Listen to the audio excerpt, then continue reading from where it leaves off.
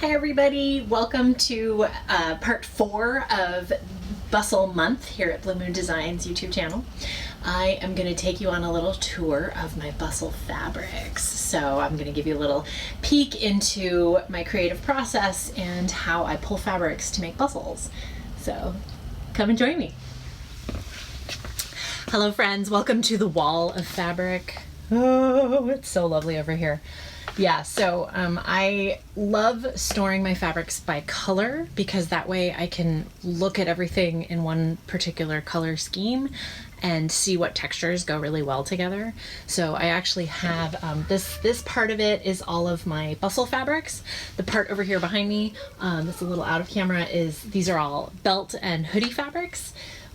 But I just find that it's a lot easier to match things together if they're stored by color.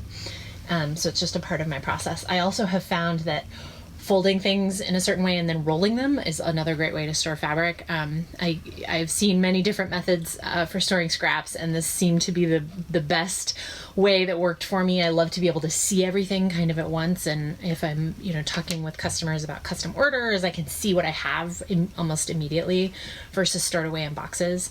I am blessed with a relatively large studio space. That's one of the reasons why I bought this house is because it has a studio space for me, or a space I could use as a studio.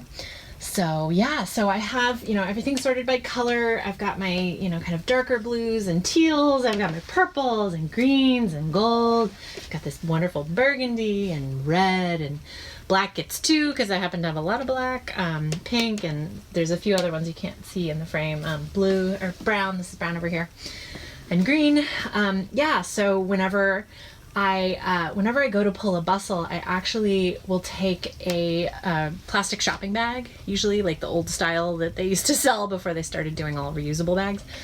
I have a whole stash of them that I've been hoarding because that's what I use to put bustles into. And so I'll say, okay, well, I like this one, and I like this one, and I like this one, and I'll just put them all in one baggie.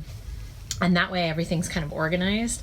Then I'll go sit down and actually cut things to size.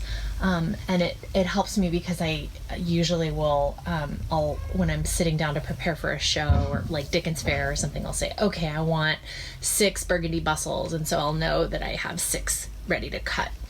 And that way too, I can work with subtle changes in tone. So if I have like darker reds versus vivid reds, I can kind of group those separately because I'm pretty picky when it comes to matching. I really like to match tones. So, tomato reds versus cherry reds, that kind of thing. So, yeah, so that's one of the ways I use, this is how I work with my bustle process.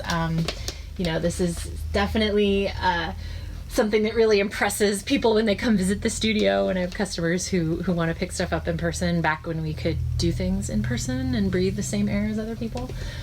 Yeah, so it's the wall of fabric. This is one of those IKEA storage shelves. This is the biggest one they sell. It is, 6 sections, 5 by 5, so 25 cubbies available for fabric storage, and of course it's full because that's how I roll, and I have other storage elsewhere, but for the most part this is where all the little pieces go.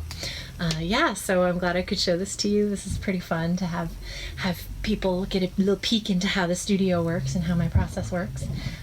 Yeah, so thank you for joining me for Bustle Month. It's been really fun. All right, have a wonderful day.